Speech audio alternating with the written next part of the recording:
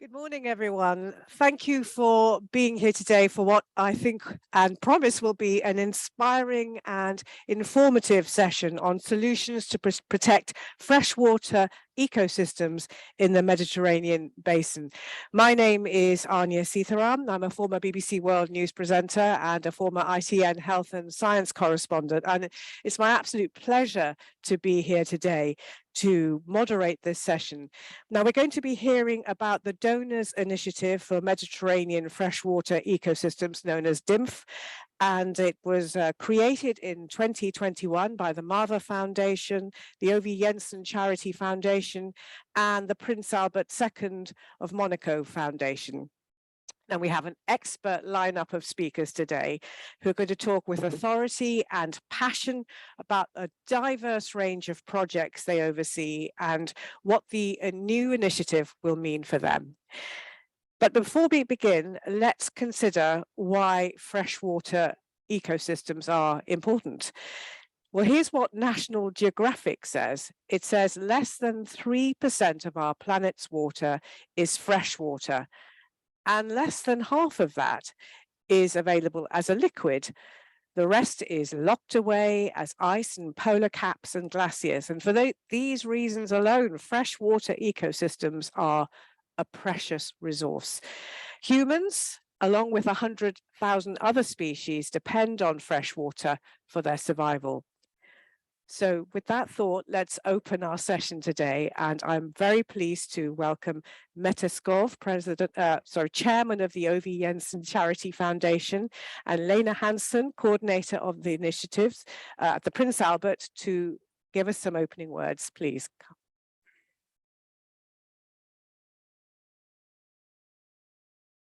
So thank you very much. And good morning, ladies and gentlemen, and good morning to all the participants on Zoom. On behalf of the Aage Jensen Charity Foundation, the MAVA Foundation, and Prince Albert II of Monaco Foundation, it's my great pleasure to open our panel discussion this morning. It's devoted to solutions to protect freshwater ecosystems in the Mediterranean basin. The protection and restoration of freshwater ecosystems with a particular focus on the Balkan Peninsula has been a priority of the Aage Jensen Charity Foundation for many years, and we have supported many projects in that respect. For example, over the past 7 years, the foundation has worked together with Euronatur to establish a best practice for the protection of wet pastures and wet meadows in many countries.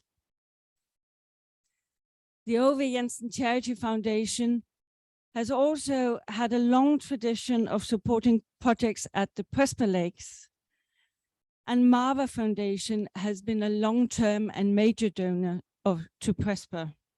And we will be hearing a lot more about Prespa later, as Messina Malaku are sitting on the panel today. Therefore, we were also delighted that we could join forces with the MAVA Foundation and the Prince Albert II of Monaco Foundation last year to create the Donors Initiative for Mediterranean Freshwater Ecosystems, or DIMFE for short. DIMFE supports projects related to conservation and restoration of freshwater ecosystems and biodiversity, sustainable use and management of freshwater resources, and the financing mechanisms needed to sustainably support such projects. This initiative is timely, as freshwater biodiversity is suffering alarming rates of decline, mostly from human-caused activities. Urban development, pollution, climate change. The list of threats is long, but solutions do exist.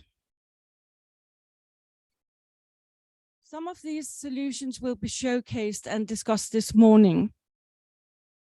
You'll learn more about why Mediterranean freshwater ecosystems are so important to protect. You'll hear about concrete solutions implemented in 3 different places in the Mediterranean, and what role alliances of donors can play in stepping up financial support to make this happen.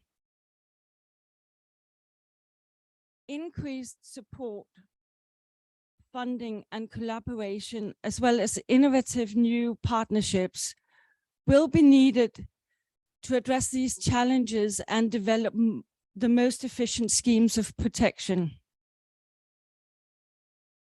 The United Nations Decade on Ecosystem Restoration provides a key framework to accelerate action to protect and restore freshwater ecosystems. We need to seize this opportunity of visibility and momentum to step up our efforts. We would therefore like to invite fellow donors to join us to increase our impact, and we stand ready to discuss with you after the panel if you're interested in joining us. We trust that this panel will be full of positive energy and creative ideas around solutions, and we hope that you will enjoy it and that you will actively contribute. Thank you for joining, and we look forward to fruitful discussions this morning. And now I will hand the floor to Lina Hansen from the Prince Albert II of Monaco Foundation for a few words of welcome. Thank you. Thank you so much, Mette. Good morning, everyone. It is really an honor to have the pleasure to joining Mette and welcoming you all to this panel this morning. Freshwater ecosystems and their protection and sustainable management has been a priority for Prince Albert II of Monaco and his foundation since its launch back in 2006, especially in the Mediterranean, which is one of the priority regions of the foundation. And we have supported some 20 projects advancing freshwater conservation in the Mediterranean, specifically in the past few years, and we hope to be able to support many more through this new initiative alongside the MAVA Foundation and the Aage V Jensen Foundation. So as a foundation devoted to environmental protection, we strongly believe, of course, that human health relies on healthy ecosystems. This is perhaps particularly true for freshwater ecosystems. They provide a wide range of ecosystem services, which we'll hear more about this morning from our excellent panel. Freshwater ecosystem protection and access to clean and safe water, of course, go hand in hand and stand really at the crossroads of humanitarian and environmental development goals. We can see that because freshwater, the protection and restoration of freshwater ecosystems is specifically a target of the Sustainable Development Goal number 6, focused on access to clean water, and on the Goal 15, which is focused on biodiversity and halting biodiversity loss.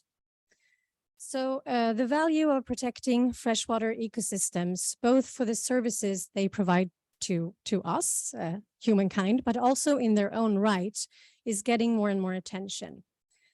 But there is still a need to ensure that the protection and restoration of these ecosystems take its full place at the center of holistic water management. And this is part of the reason why we came together and launched DIMFE. Echoing Mette's words, every avenue will need to be explored to raise up to this challenge and to be able to deliver on these sustainable development goals and secure healthy freshwater ecosystems into our future. This is why I would like to repeat Mette's invitation to our fellow donors and other potential partners to join us and increase our impact. Together, of course, we can achieve so much more. So before giving the floor back to Anja, I would like to take the opportunity on behalf of the Prince Albert II of Monaco Foundation to warmly thank Mr. Jan Friedman, the Consul of the Principality of Monaco to Sweden, whose help and advice have really been instrumental in organizing this session. So thank you very much for that, Jan.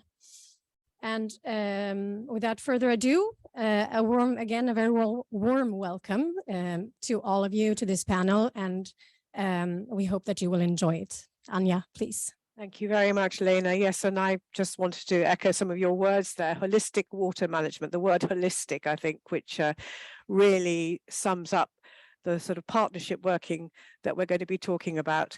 I would now like to introduce Lea Glatre, who's the projects officer for DIMFE and from the Prince Albert II Foundation, who's going to give us a presentation now about the new initiative. Lea, over to you.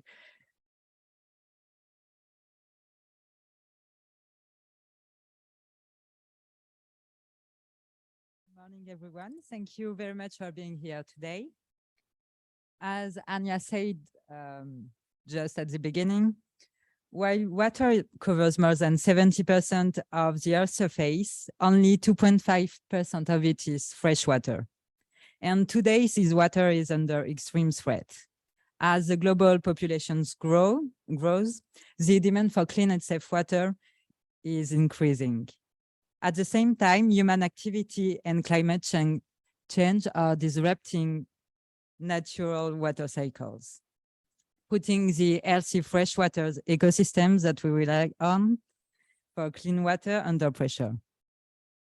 Despite its low coverage, freshwater ecosystems are home to 12% of all known species.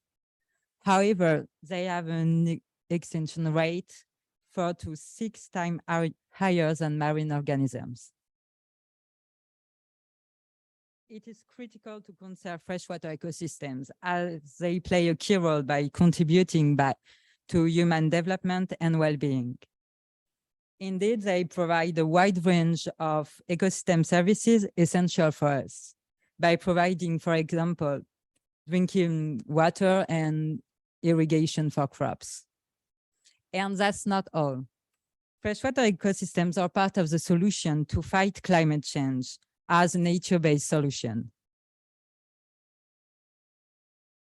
While water resource management is widely addressed, the link with healthy freshwater ecosystems is often overlooked.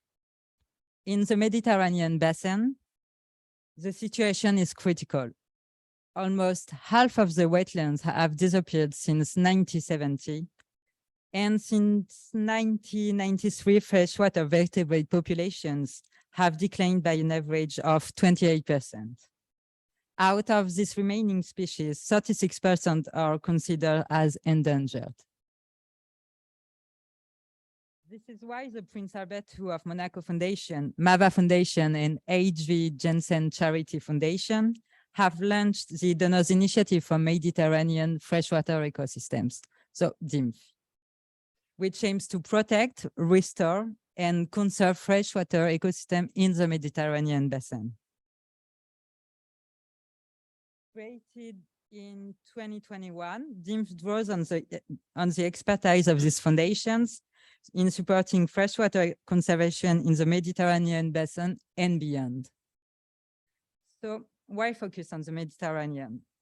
First, we believe that to achieve larger impact and concrete results, we should not spread ourselves too thin and instead start by focusing on a specific area. Second, as I mentioned earlier, the state of freshwater ecosystem in the Mediterranean is particularly alarming due to the considerable pressure on its natural resources.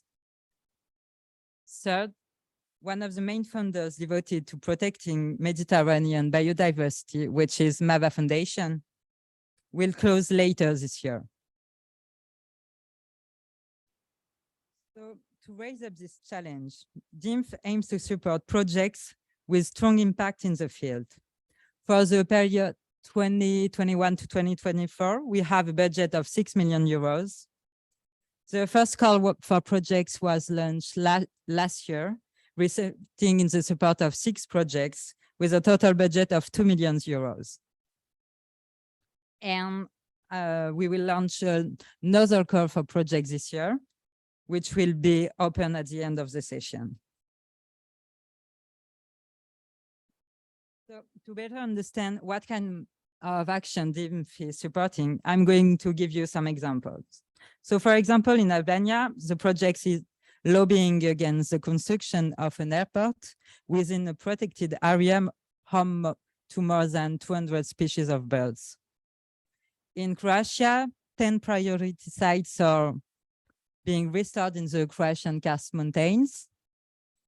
And in Bosnia and Herzegovina, they strive to facilitate the official national recognition of Livjansko Polje as a fully protected area. And you'll know more about the other projects we are financing during the panel discussion, where 3 project managers will tell us about their actions. So these approaches are all part of the puzzle to enable a more effective action in the field. But to make this happen, collaboration among different stakeholders, such as donors, actors in the field, scientists, decision makers, is essential. In that spirit, we wish to expand DIMFE by welcoming new philanthropic actors or foundations committed to protecting freshwater ecosystems in the Mediterranean basin. Increasing the funding capacity and developing the DIMFE network will enable the initiative to strengthen its capacity and to have more impact on the ground for biodiversity, for the climate, and for safe water supply. Collaboration will allow us to scale up our actions and to spread our impact. So thank you for your attention. And I leave you with Anya and the panelists to discover our actions and what solutions are being implemented through DIMFE to protect freshwater ecosystems. Thank you very much, Leah, for that. I'm going to ask the panel to take their seats, please. They're all sitting here in the front if you would like to take your seats. As Leah said, we have a very diverse range of panelists who represent some of the projects that have been mentioned. Let me introduce our panel to you. First of all, we have Missini Malaku, who's the Managing Director of the Society for the Protection of Prespa. Next to her, we have Manuel Malia, Manager of the Salina Nature Park for BirdLife Malta. In the middle, we have Yusra Madani, President of Living Planet Morocco and Country Director for WWF Morocco. Next to Yusra, we have Alain Messonnier, who's the President of the Mediterranean Water Institute. And on the end, we have Andy Goetz from Andy Goetz Charity Consulting, who's representing the Aage Jensen Charity Foundation in the DIMFE Executive Committee on the panel today. And also joining us online, we also have Paula Gross, who's Head of Strategic Partnerships and Director of the Mediterranean Basin at the MAVA Foundation. And as you see, we have a diverse range of panelists. But first of all, I'm going to start with you, Paula. Welcome to you online. There you are. I think you must be in Geneva. I'm guessing that's where you're based. Just by way of background, Paula has a background in conservation biology and implements MAVA's strategy for the Mediterranean and overseeing all projects and partner relations in the region. Paula, we've heard a lot about, in that presentation, about the importance of freshwater ecosystems in the Mediterranean. Can you just give me your perspective a little bit about what actually freshwater ecosystems, why they're so important, and also reflect a little bit more about their significance in the Mediterranean in particular? Good morning, everybody, online in Stockholm as well. Good morning to the panelists. And many thanks, Anya. Thank you for the invitation to contribute to this session. So the importance of freshwater ecosystem in the Mediterranean. Well, it's important to realize that water is a scarce resource in the Mediterranean. This is partly by natural design. Most of the Mediterranean basin receives less than 600 millimeters of rain per year, and as few as 250 millimeters in the southeastern coastline, the driest part that stretches from Tunisia to Egypt. So to give you an idea of the scale, less than 250 millimeters of precipitation per year qualifies as semi-arid. So scarcity of water is partly natural then, but it's also partly and mostly I would say, due to human activities at the moment. There's a famous study which estimates that the region has lost 50% of its natural freshwater ecosystem or wetlands, and I will use them interchangeably. And by wetlands, we mean rivers, lakes, marshes, ponds, every form of fresh water on Earth. And it has lost 50%, the Mediterranean region, 50% of its natural wetlands in the last 50 years, which is very impressive. Add to this that experts are projecting that the Mediterranean will be one of the most hardly hit regions by the effect of climate change. And we're already starting to feel this with the dramatic fires in the summer, etc. So water is scarce and becoming scarcer in the Mediterranean.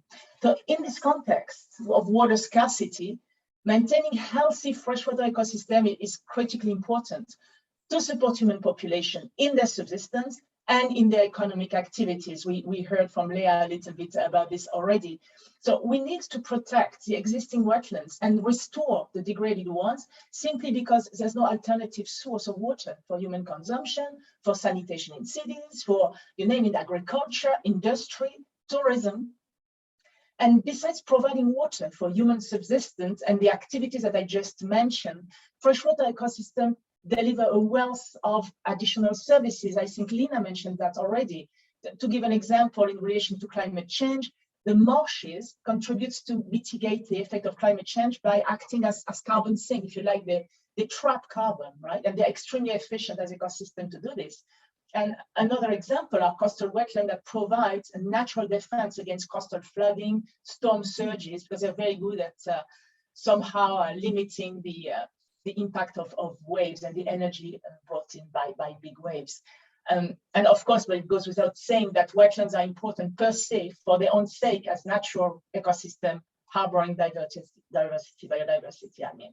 So to be totally clear, in order to provide for freshwater and other services, we need to maintain healthy freshwater ecosystem. And freshwater ecosystem need to be healthy to retain their natural functionality, which are linked to remaining as close as possible to their natural state.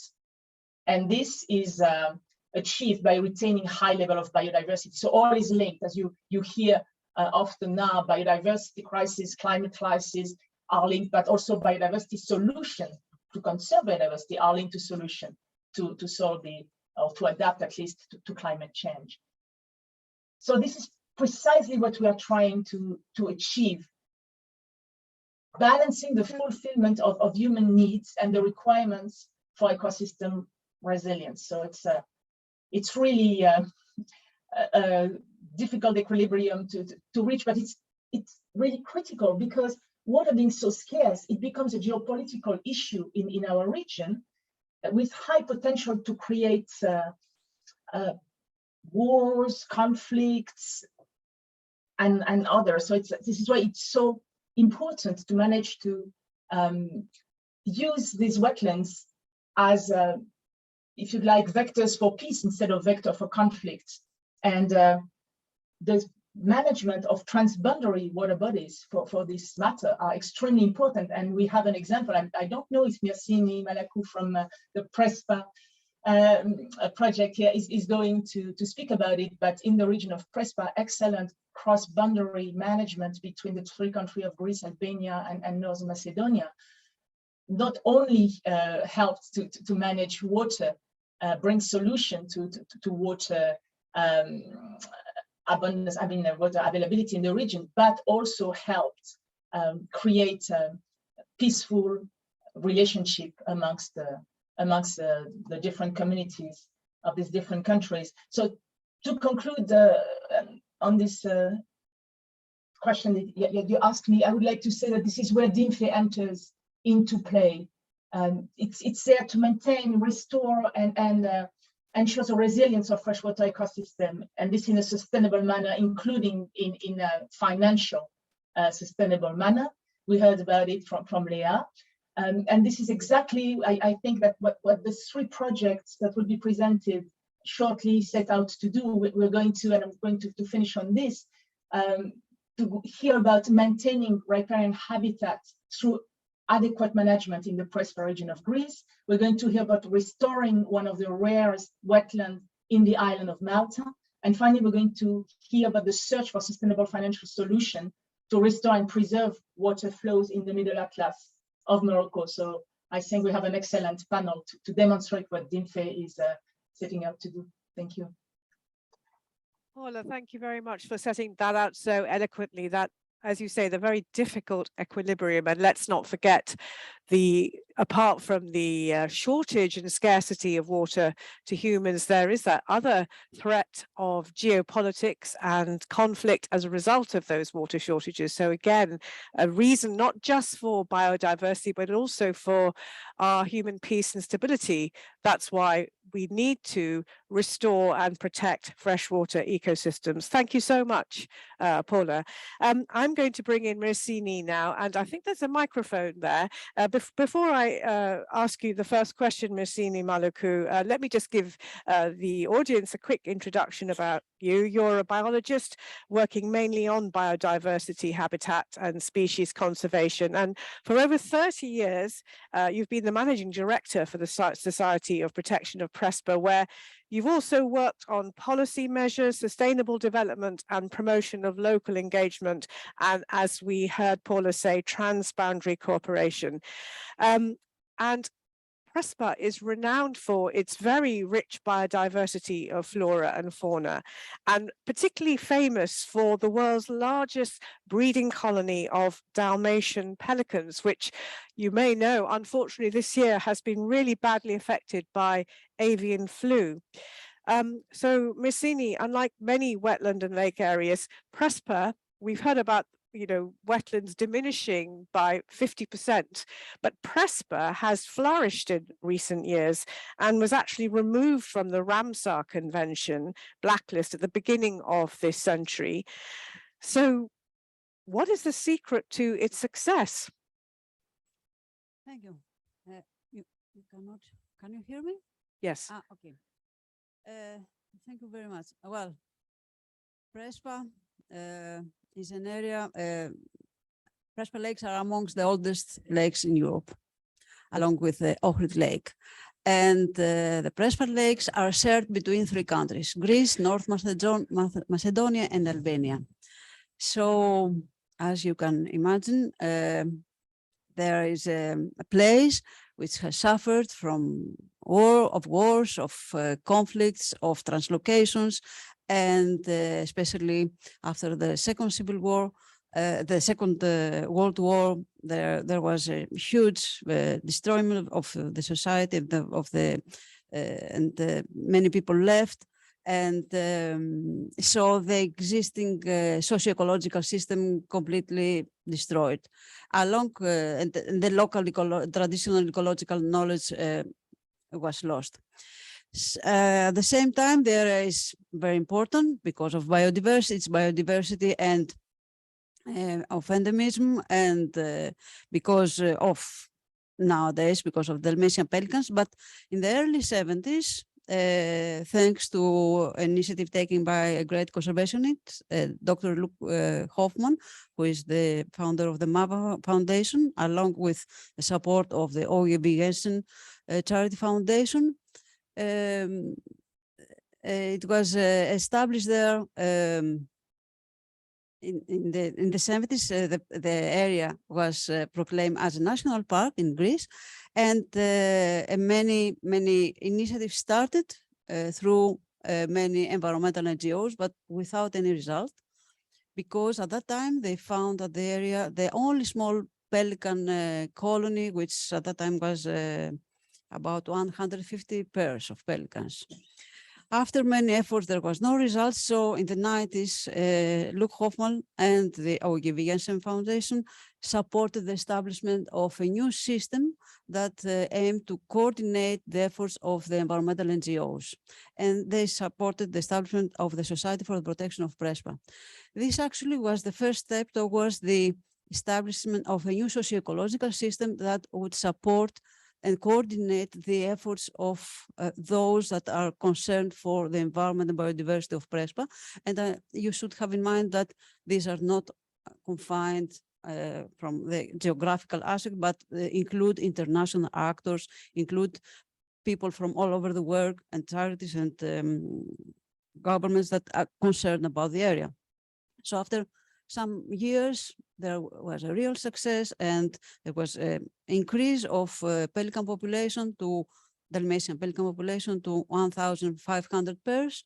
But the important thing, and the thing that for which PRESPA is well known, is that through this establishment of the new socio-ecological system, the coordination among members at the local, regional, and transboundary society was strengthened, and a new decision-making system, informal, was taking place. And you can understand that this was very important at the times where Greece and North Macedonia had all these conflicts about the name and all this story, as you may have heard. So apart from the differences at the high state level, at the local level, the regional level, things were going well. So we had this great impact in and result in Dalmatian pelican population, and also other issues as floods and flooding of farmland was very well maintained and organized through initiatives taken by the Aage V Jensen Charity Foundation in the area. So, despite this, moreover, in the year 2000, the states decided to establish there the transboundary PRESPA Park. The three countries decided to protect the area and establish there a park for all the catchment basin. That means that slowly and after some time, the states understood that it was very important for the area for the people and for PRESPA to try to protect fresh water, protect natural values and biodiversity. But of course, we didn't, did we feel safe having there in the year 2001, 1,500 pairs of pelicans, 20% of the global population? Not really, although it was a success, or where we feel better having there a transboundary park. Yeah, we felt much better. But at the same time, we saw the impact of climate change. We saw pelicans arriving early and start breeding earlier in January instead of March. We saw drought. And the positive thing is that we were well prepared and ready to fight with new problems. And as far as pelicans are concerned, we had this very bad event this year. We lost 2,000 birds because of avian flu. But in the meantime, all these years, thanks to Albert Priest, the second Monaco Foundation, we had supported the establishment of pelican colonies in other areas in the Balkans and in Greece. So although we lost 70% of the local population, there were other colonies all over Greece. And also, in order to fight with a new problem, which was drought, we started working on the wider landscape, wetland landscape scale, and working for riparian zones and wetlands, of course, at the transboundary park and in the catchment basin. And moreover, the establishment of the new socio-ecological system attracted the interest of other donors, and now we have a new trust fund for the PRESPA wider area, PRESPA Ohrid, supported by the MAVA Foundation and the KfW, German Reconstruction Bank. So now things seems that they have been organized, and this was proved very helpful for the increasing of the resilience of the system. Thank you. So, yes, despite the success, you have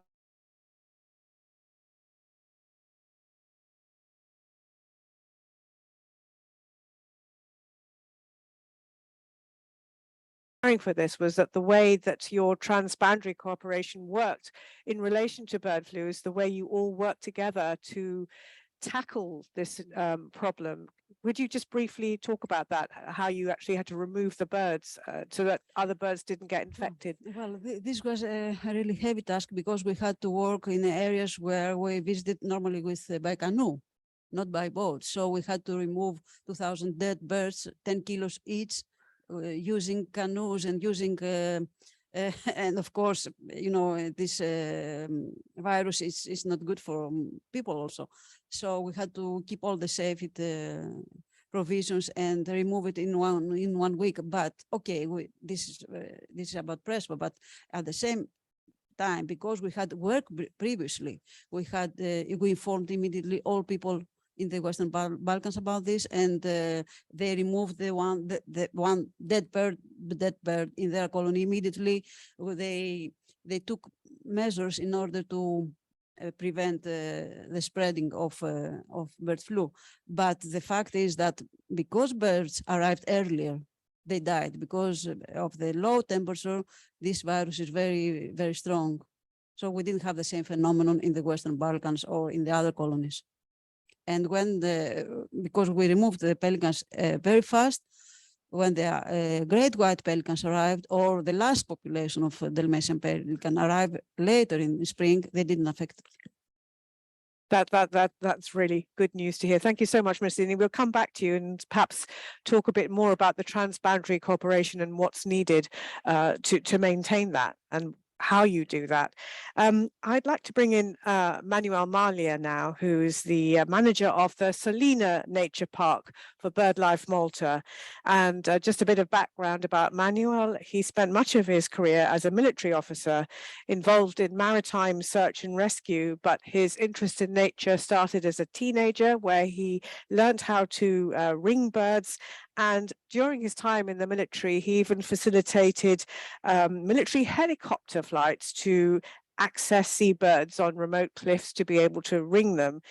And now he's working full-time on his passion, which is helping to lead an ambitious project to restore freshwater and associated species to the salt marshes in Malta. So, of course, we heard there about restoration being one of the key plans of DIMFE. And I think that's a really difficult one, because we talk about conservation, but restoration is a little bit extra as well. And especially in Malta, where there's really freshwater is so scarce.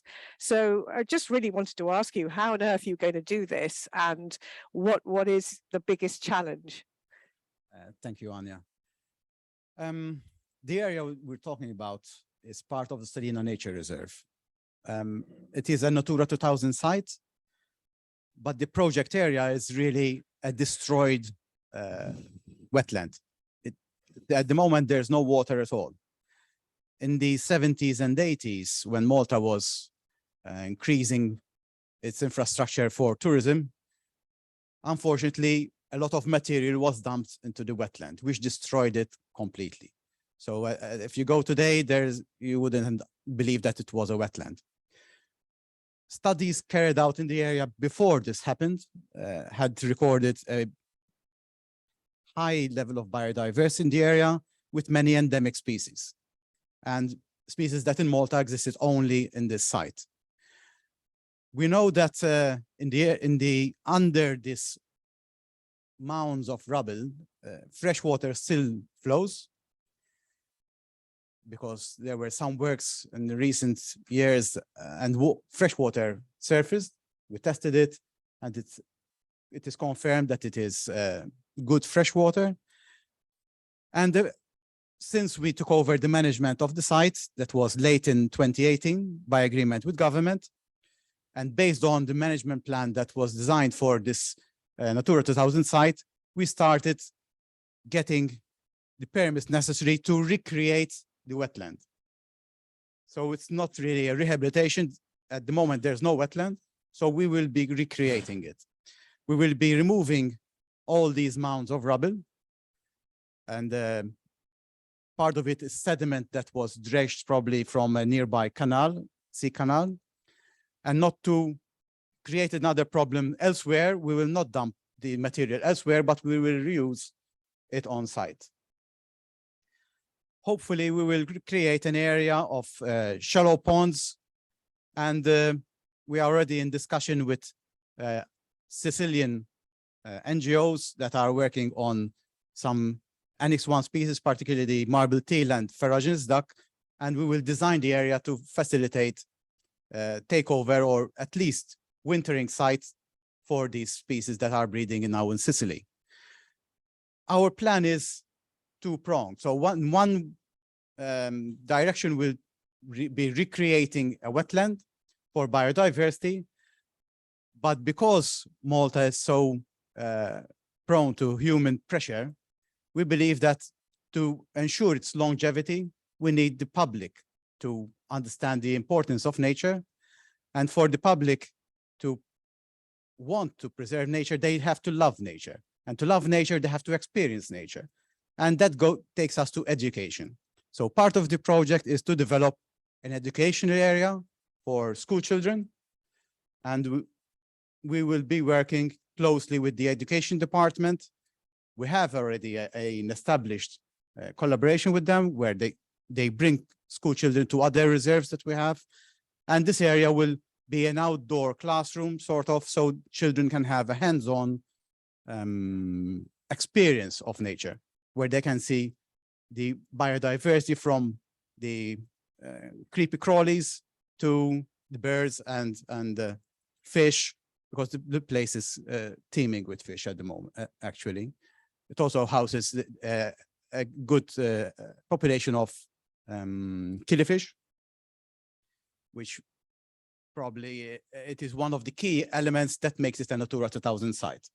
It is the only site in Malta that has an original population of killifish. The few other sites that have killifish are not often a known origin, so they are a mix of the gene pool. But those at Salina are original of the site. So we hope that increasing the area and having part of it as a freshwater system makes it it actually makes it unique. In Malta, there are no freshwater marshland, especially coastal marshland. There are none. So this will be unique.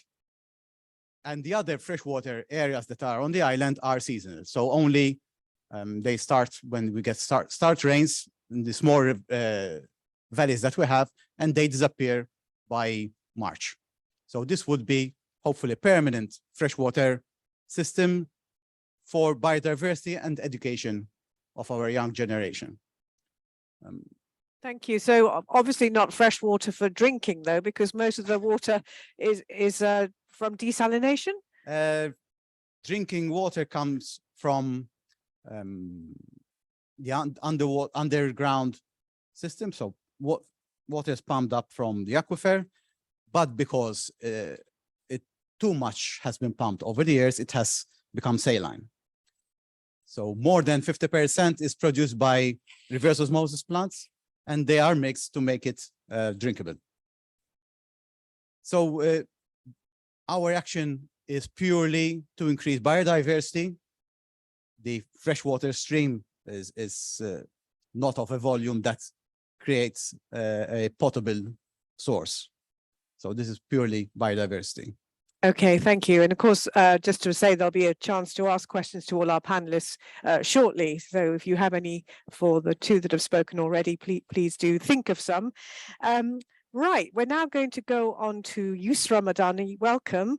Yusra is the president of Living Planet Morocco and country director for WWF Morocco.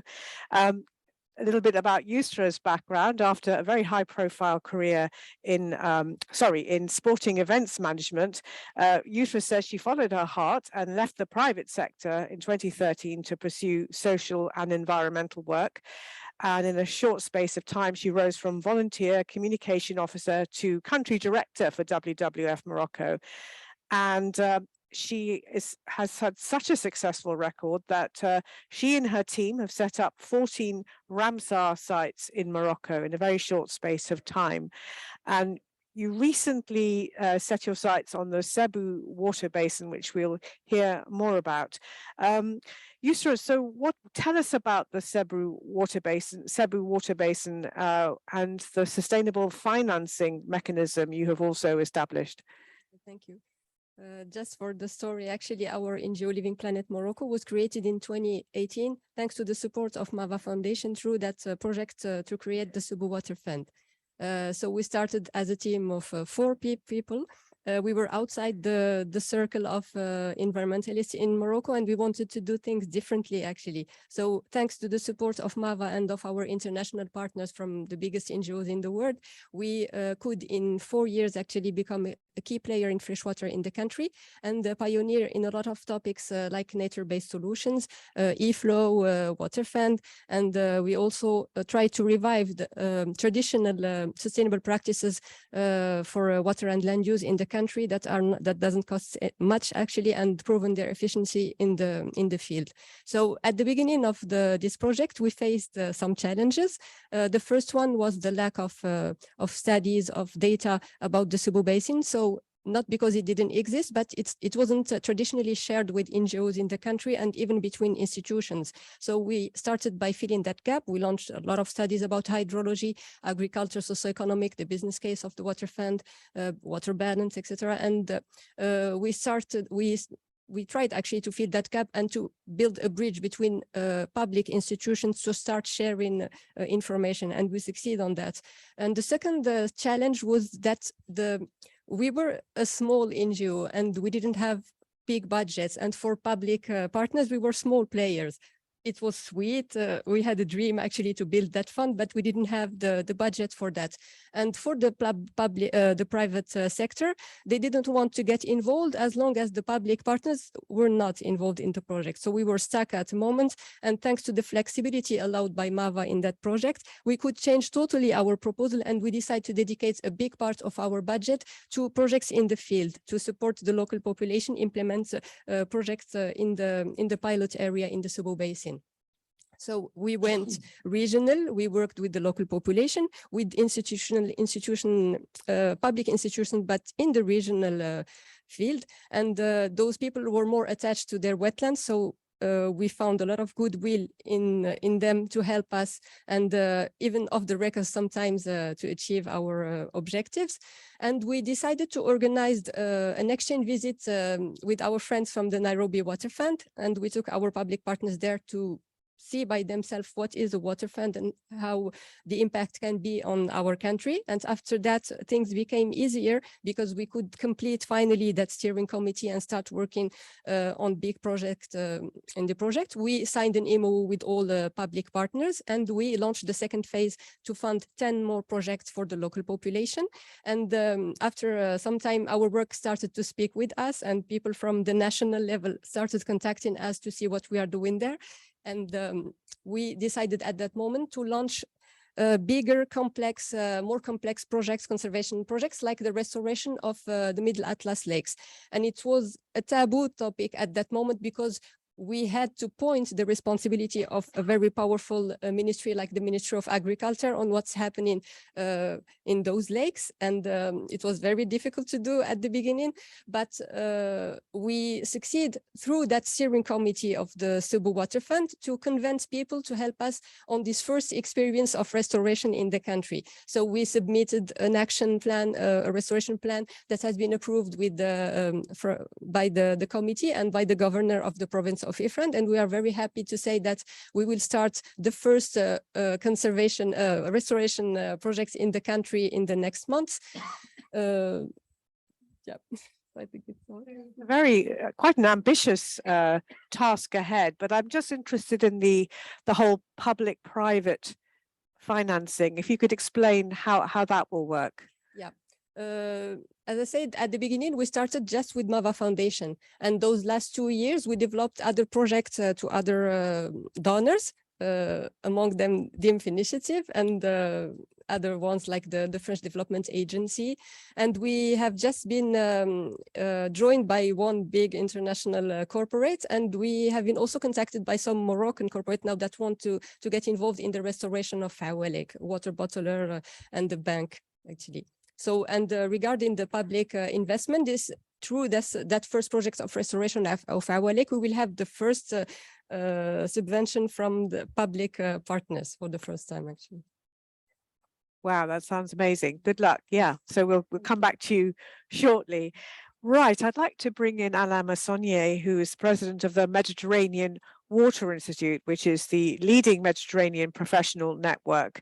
Alain has nearly 40 years of experience working in the water industry, both internationally and as well as running water and sanitation services for over 1 million residents of Marseille. So Alain, you come to this discussion with a very different perspective. From a downstream perspective, let's say, what have been the challenges you've seen over the years, and what really needs to change?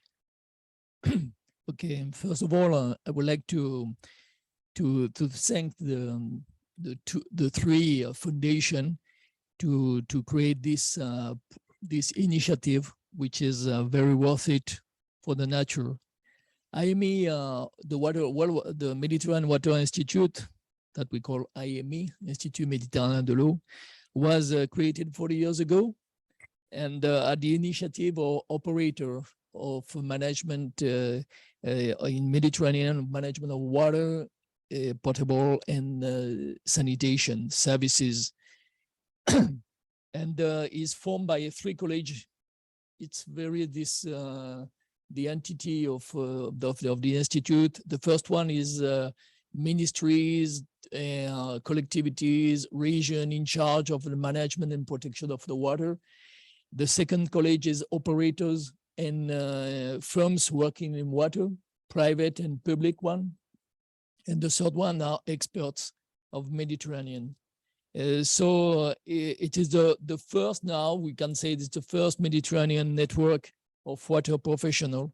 Through the partnership, we have sat with other networks, and we are a network of networks in Mediterranean for water. And in order to contribute as much as possible to dissemination of good practices, as we saw today, and to ensure the best possible preservation of this resource so covered in Mediterranean, and which unfortunately accumulates two major disadvantages. First one is being naturally one of the main hotspots of the planet in terms of conventional water resources, and we are speaking about conventional water resources here today.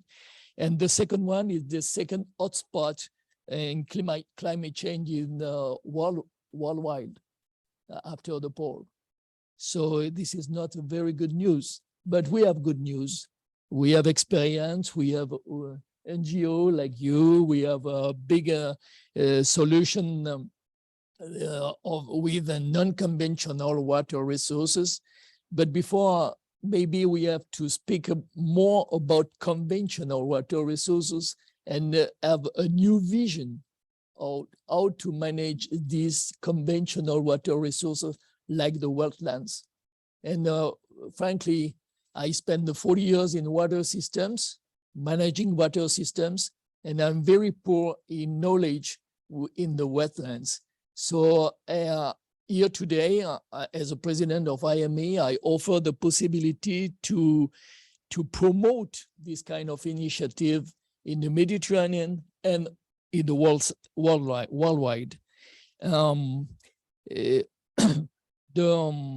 There is a first initiative that I discovered not long time ago about the creation of the observatory of the wetlands in the Mediterranean, and that was created in 2008. This is a big enough solution, is to work together, all the countries in Mediterranean, to promote the experience that the NGOs, the private and public company are trying to develop to stop the disappear of wetlands in this area, as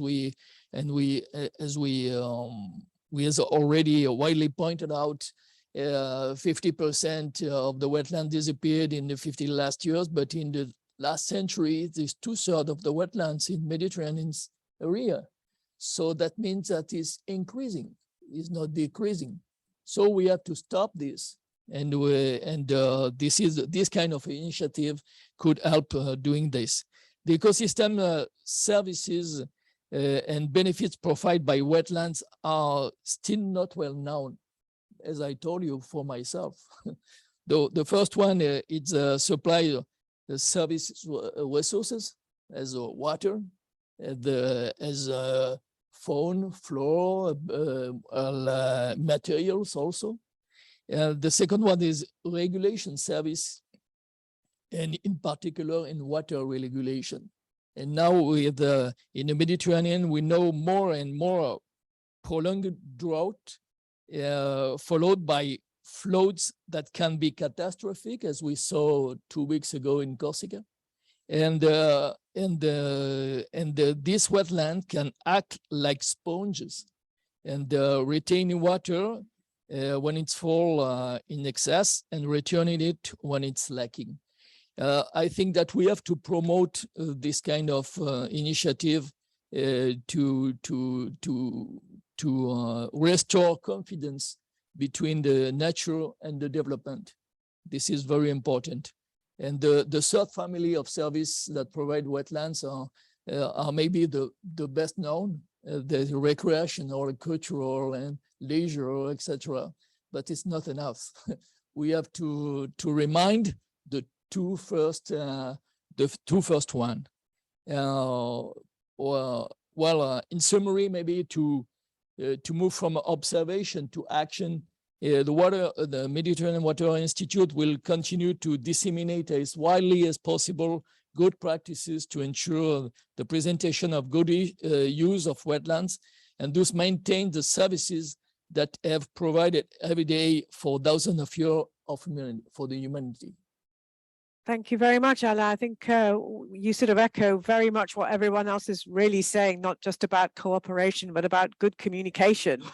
And we heard that also with the Malta example about being able to communicate and educate people as to why freshwater ecosystems and wetlands are so important. And let's go to our final speaker now, Andy Goetz. Welcome to you. Andy is from the Andy Goetz Charity Consulting, and he's representing the Jensen Charity Foundation in the DIMFE Executive Committee today. Andy's background is he trained as a lawyer, worked as a lawyer, but has devoted much of his life to issues of public benefit. And among your roles has been Executive Director of CIPRA, which is the International Commission for the Protection of the Alps. So Andy, a question to you then, because you're looking at it again from a legal perspective, from a governance perspective, perhaps. So we know that wetlands, apart from being under threat, are also among the world's most productive ecosystems. That's something that's not really said, but they do have an intrinsic value which is overlooked. And although many of them are legally protected, they continue to be harmed by human activities. So what can be done about that? Thank you, Anya. Yes, this is really an important point. And I would like also, with respect to the one project which is not presented here, but was in the first round, which is in Albania, I would like to bring in some other points, because also, as you said, I'm not an expert in freshwater ecosystems and I'm a lawyer. I would like to say something which is not in contradiction at all to what was said here about this very important nature protection work, but it's in addition, like, for example, we heard that climate change has a significant impact on biodiversity directly, but also indirectly, because now everything which is an alternative energy is completely hype. So I'm talking, for example, of cutting legally and illegally forests in Romania, which we had a project with the Jensen Foundation, or in this round, especially important, hydropower. And as we discussed with Mersini before this discussion here, also wind energy, it's so wonderful, but it should not be placed in nature, in national parks, in flyways of migratory birds. So this is a hype now that wherever and so-called alternative energy can be produced, it's welcome. And this is really a problem about our subject of today for rivers. So in the Balkans, for example, the most wonderful rivers are being sacrificed to produce hydroelectric power, which is often sold abroad as green energy. Like we have about 3,000 hydropower plant projects on the Balkans, 3,000, like 900 big ones and over 2,000 small hydropower plants, which do not produce much energy, but destroy completely the ecosystem, the connectivity of a river. So, for example, in southern Albania, there were plans for 8 hydropower plants on the Vjosa, which is one of the most wonderful free-flowing rivers in Europe. And all because it's climate-friendly energy. And this would be a huge destruction to this river. And here we found out that besides what we heard, like restoring habitats, it's also important to do campaigning, like to go to the public, to go to the media and say this is not okay what is being done here, and to campaign against the destruction of high value biodiversity like rivers. So this pressure of the media nationally and internationally is really important and helpful. So this is one point that we think that campaigning can be a very important part of nature protection, not only like improvement of habitats and so on. And then sometimes it's also part of the game to defend the cause in front of a court of law. And we did this also in Albania. We supported NGOs to go to court against their own government to prevent the destruction of the Vjosa River, which I told you. And we were successful. The NGOs we worked together, they were successful. A court case prevented this wonderful river from being destroyed, and now this will be a national park. So so sometimes it's needed not only campaigning but also going to court against your own authorities. And then talking about Albania, for example, I would also talk about the aspect of corruption. Hydropower concessions are awarded under extremely dubious circumstances sometimes, and politicians profit. And this too must be denounced and prevented with media campaigns and court cases. And I'm pointing these aspects out here because this is not only easy and funny for foundations. Like you see in the media that with using your name, they say, well, they went to court against a corrupt government. Like, does the Prince Albert II of Monaco Foundation say that the Prime Minister of Albania is corrupt? Not necessarily, but we are helping the organizations, the NGOs, to ensure that the laws are respected also in Albania.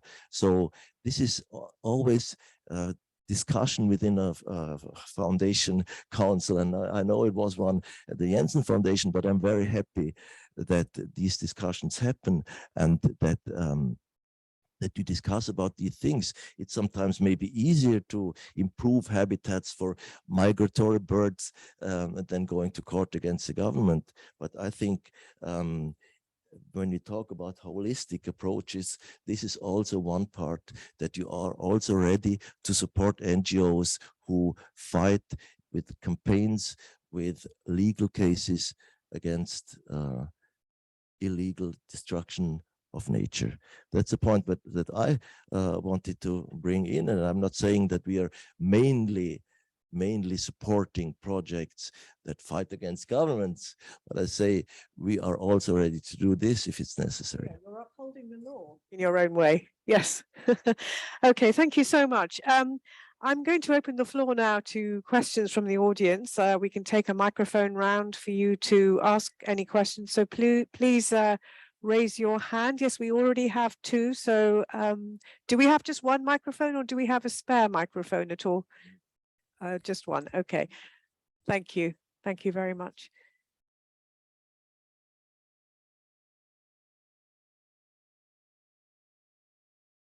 Thank you very much. you were talking about, so I want to jump back on the last point about taking governments or other entities to court. What are the legislations that allow you to do that? Are they at the national level? Are they at the European level? And are they replicable elsewhere, or are they very specific to these cases? So what other countries, what types of legislation can other countries put out in order to give the leeway for NGOs to do that? Thank you. We'll have to pass the microphone back. We're just going to have to just work out how we coordinate this. Maybe we'll take several questions at once in a minute. Well, this is different from case to case. It depends also, for example, whether the country is a EU country or not. I was talking about illegal logging in national parks in Romania, which is a EU country. There it's helpful that the EU legislation has to be respected. And so this was a court case now going on according to European law. But in Albania, this was saving the Vjosa River. This was the first ever one law case in Albania based on nature protection law. This has never happened before. They have a nature protection law, but it never happened that it was applied to and that the case was won.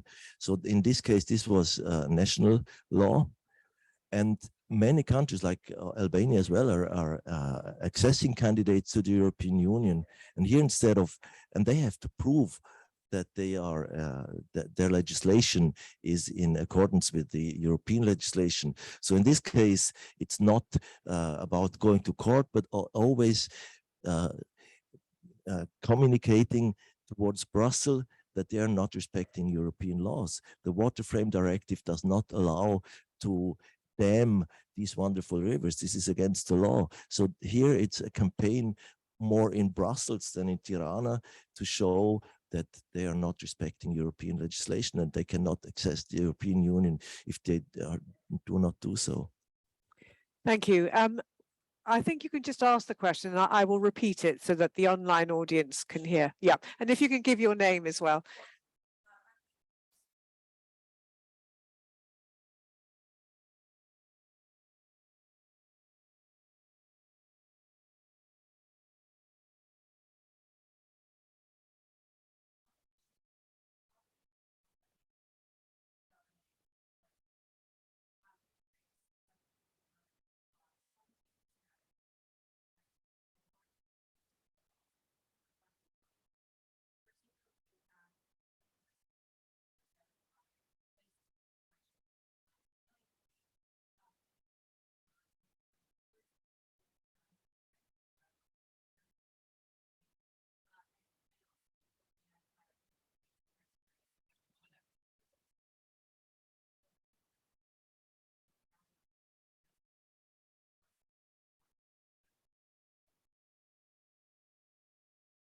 Okay, so Lena or potentially Paula, can we get Paula up on the screen, please, to see if she can answer this?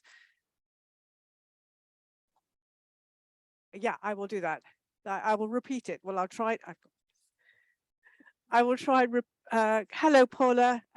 You probably didn't hear that, but it's a question really about the priorities, DIMFE's funding priorities, and why you're choosing those particular things like restoring ecosystems and conservation when there is a lot of other important priorities out there which other groups are funding, such as the okay. Okay. Hi, Paula. I'm with the Nature Conservancy, freshwater protection advisor for our global program.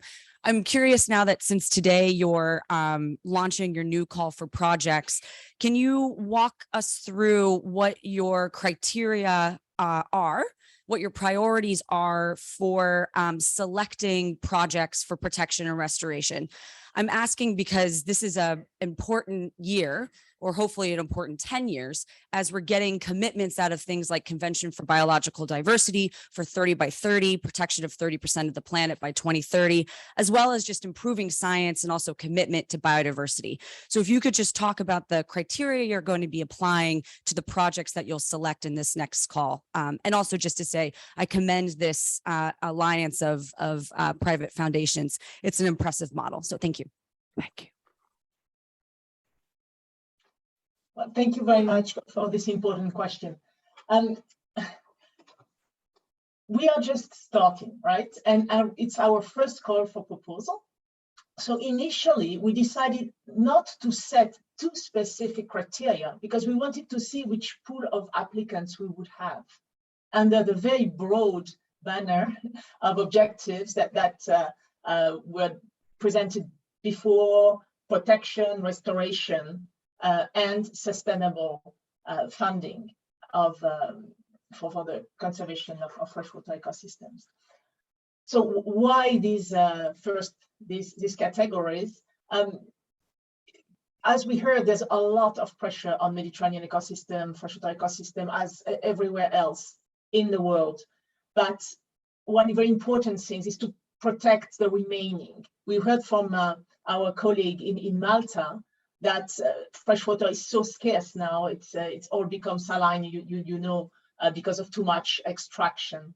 You know that better than I do. So we decided to really put the emphasis on trying to protect whatever is there. And this doesn't mean put it under separated, you know, not allow any human interaction, just the opposite, particularly in the Mediterranean, where nature and culture and nature and human practices have been interlinked forever. And often the practices are in fact supporting the biodiversity of the ecosystems. So we decided, because of the 50% of areas having disappeared in the last 50 years, to focus on really first preserving what's there. And then, of course, a decade of restoration. So we can move into this area. And actually there have been under other programs, including MAVA program, some studying to figure out what should be the areas, what are the priority areas for restoration in the Mediterranean, and what should the conservation community do in order to advance towards restoring, depending on the type of capacity, depending on the amount of funding, etc. So we have a plan for restoration as well. And we could actually use this plan that was developed by the Mediterranean Wetland Alliance and other MAVA and partners, and not only MAVA, partners of other donors here. So we know what to do. We have a lot of, if you like, direction in which we'd like to do, but because it was the first call, I come back to the first element of my response. We wanted to know who will apply, who is able to respond to this call. And this is also why we didn't put specific amounts. We were extremely broad in the amount that could be proposed for a project. Of course, not too large amount in order not to have a single or just two projects per call for proposal, but otherwise we remain very, very open. But you're totally right. We have to define the criteria. And actually, the DIMFE board is going next week into a trip to visit one of the projects, actually the Cebu project, which is represented by Yusra on this panel. And there we're going to have discussion, including on how to launch the next call for proposal and what criteria should be developed. I hope this answers part of your question, and I'm sure that maybe Andy or Lina or Leah can step in to complete. Thank you. I think the questioner is nodding, so I think I think you're satisfied with the answer. Thank you very much. I think there was one more question. Did gentleman there, or I'll go to you, and then I'll go to you, and I'll take two questions at the same time so that we can have them both on the microphone. No, not you, was it? No? Okay, it was, no. If you have a question, you're welcome. Yes? Yeah. Is it working? Yep, yes, it is. Yep. Okay. First, really fantastic presentations. We've been part of the work that MAVA's been doing in the Mediterranean for some time, and we've worked especially closely with Yusra. So it's just fantastic to hear what you've achieved.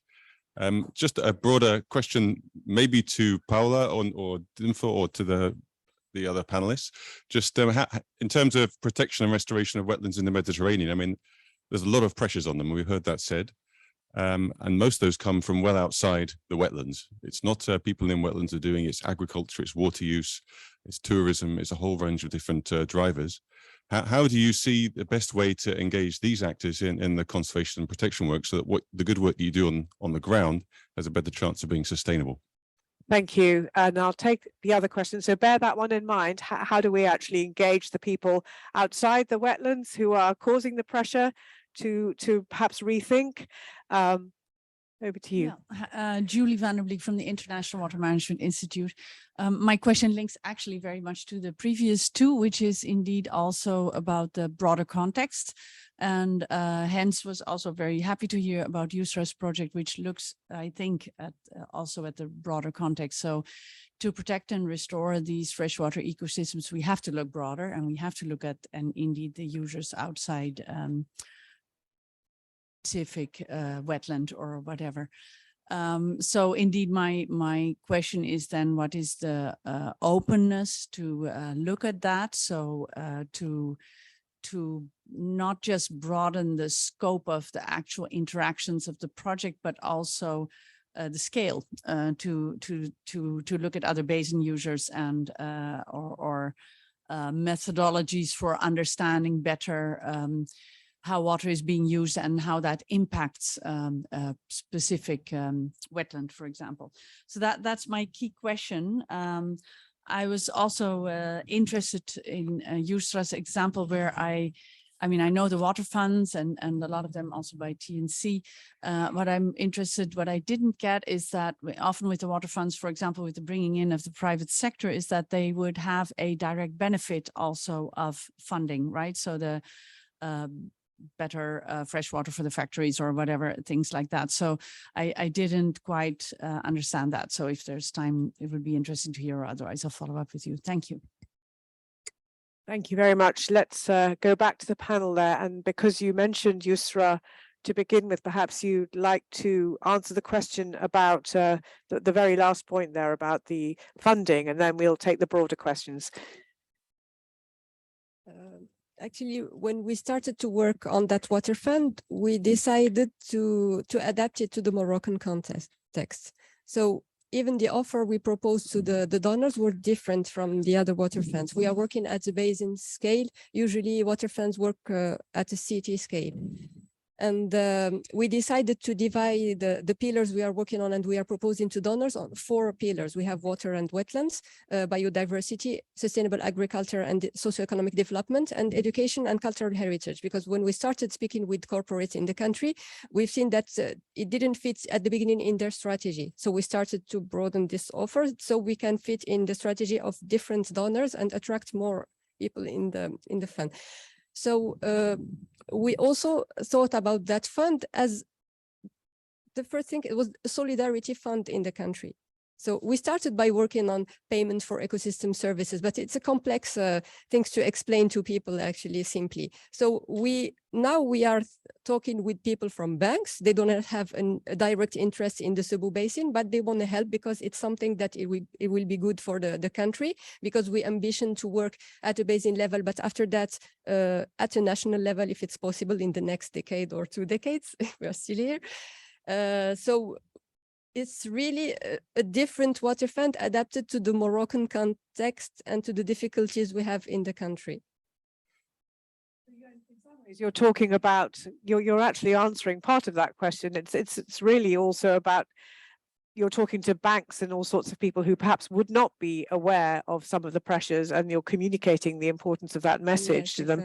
I'd like to bring in perhaps Mirsini as well, and maybe Emmanuel, really about how to communicate the pressures to an external audience. And also, is there a way of communicating what other users are doing, perhaps the agricultural users of the lakes, etc.? How do you communicate their water use, and how does that fit into the big picture?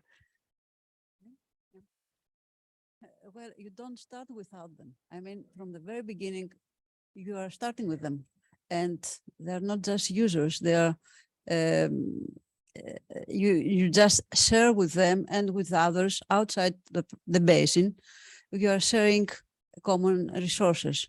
So the important is first you should go and find them. I mean, the important is to have a system there, someone who cares, who concerns, who knows where the pressures are, and then you should go and find, and you should go and plan with them. So it's not something, it is not an issue that we just concern. It is an issue that it's shared between many stakeholders. In some cases, they don't even know that they play an important role, but someone should have this knowledge. And this comes from the people that care, that work for the place, work for biodiversity, and they see that the pressure comes from, let's say, a factory which is far away, and because of the movement of the air, then it comes pollution to your place. So from the very beginning, from planning on the action that you should do, you come and find them, you go and find them and discuss with them and see where they can change or not, or where you can find a solution. But you must be there for some time. It's not a 3 years project. You must be there because you need a lot of time to understand what are the most important factors that influence, the 5 most important factors that influence this ecosystem. Thank you. Manuel, did you want to come in? In our case, there are many pressures, but the direct pressures on the wetland area we're talking about is mainly tourism. Both local tourism, so people that come in the weekend to exercise their children, keep them busy, and tourism that come to Malta to enjoy the beaches and so on. So the second one is mainly concentrated in the summer months, but the infrastructure is there permanently. And the area is used many times as an area to a shortcut to walk from the residential areas to where they can get public transport. So it is not talking to one company. So it is general public that has to be addressed. So we are active in trying to educate or inform the public about what the importance of the site. And that is where we need to actually emphasize. And I know Alain wants to come in. So Alain. Just to say that in the Mediterranean Water Institute, we are trying to work in both sides. First, the offer, and the other, the demand. The offer, we are just 3 months ago, we started a new study to create Mediterranean and Sicilian observatory for the non-conventional water and renewable energy adapted to this non-conventional water. This is for the offer. But the most important for us is to work in the new vision of the demand. We have to understand that it's enough. Now the nature can accept more pressure for water. So we have to adapt the demand. We have to explain to all the people, the most people possible, agriculture first, because 80% of the demand is for agriculture in Mediterranean. And then for the other also, urban side and industrial, etc. And the tourism, as you said. Mr. Messonnier, as a human being, is consuming 120 liters per day, more or less. Mr. Messonnier, as a tourist, is consuming 400 liters per day. This is an example. It's a little one. It's not the most important. The most important is agriculture, but everybody has to understand the importance of the nature and the importance of the solution we have in the nature, like the wetlands. So through education, through communication with the media should take the role and the responsibility for that This is very important. And to try to change and to get a new vision of the demand, to put all the stakeholders together to understand the pressure we have.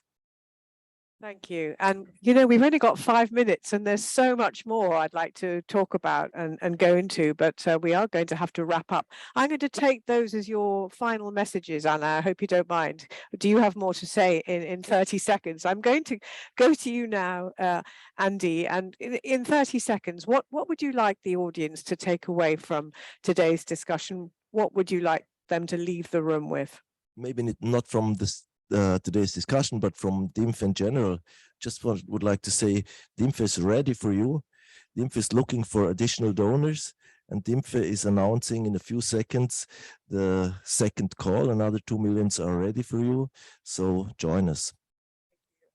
Anna, do you want to say any more, or just literally one sentence? Just that we offer the possibility for the next Mediterranean Water Forum to make a special session about wetlands and the protection of the fresh water.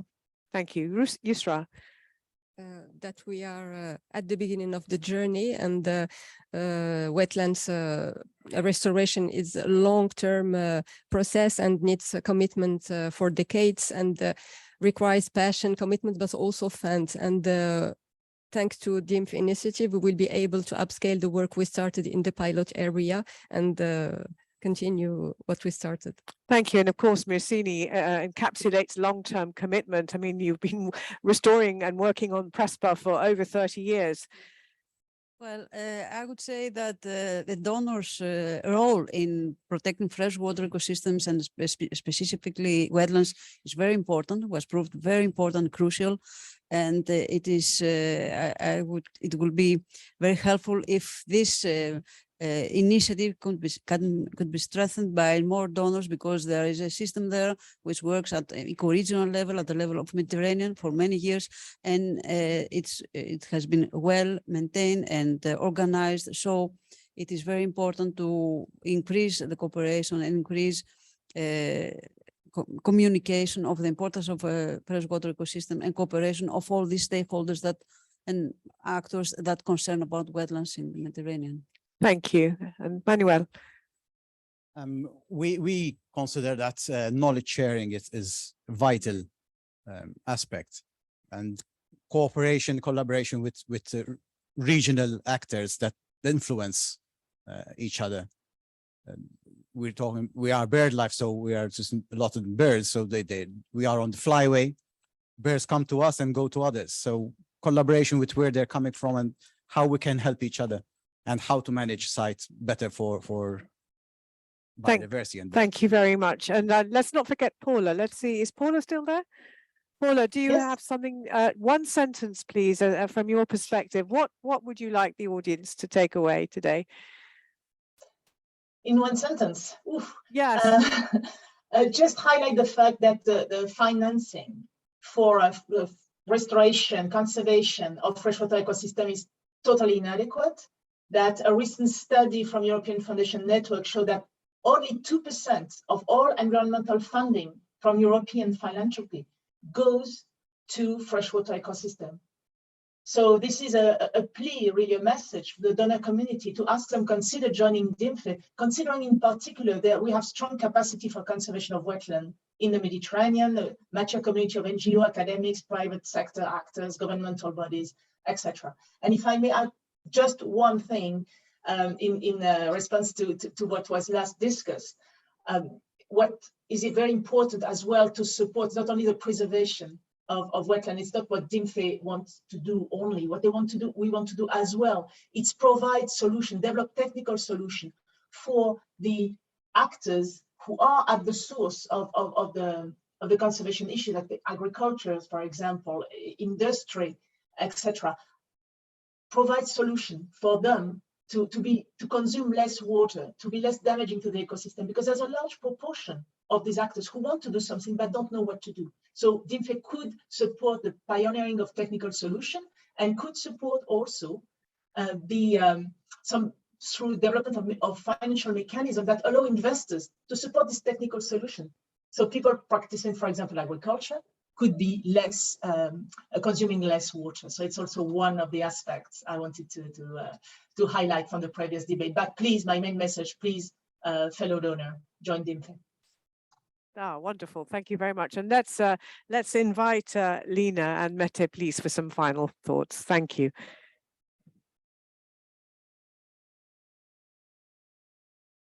Yes, thank you very much to all our participants today in the room and on Zoom. I would also like to thank our panel, Emmanuel, Messina, Yusra, Alan, and Andy, and also to our moderator, Anya. And to finish on a high note, we're very pleased to formally launch DIMFE's second call for projects. So you'll find the necessary information on our website, dimfe.org, and the call is open until the 15th of October. And we are looking very much forward to receive all your projects.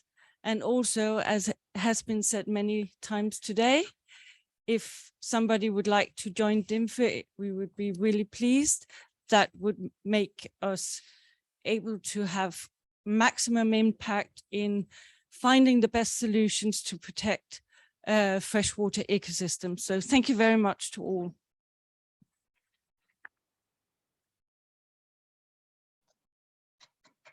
Thank you very much. Thank you. We got a press release going out today. You should, presumably you're doing that. Thank you. Yeah. Yeah. Today or in the coming days. Yeah. Maybe not online yet. No. Fair enough.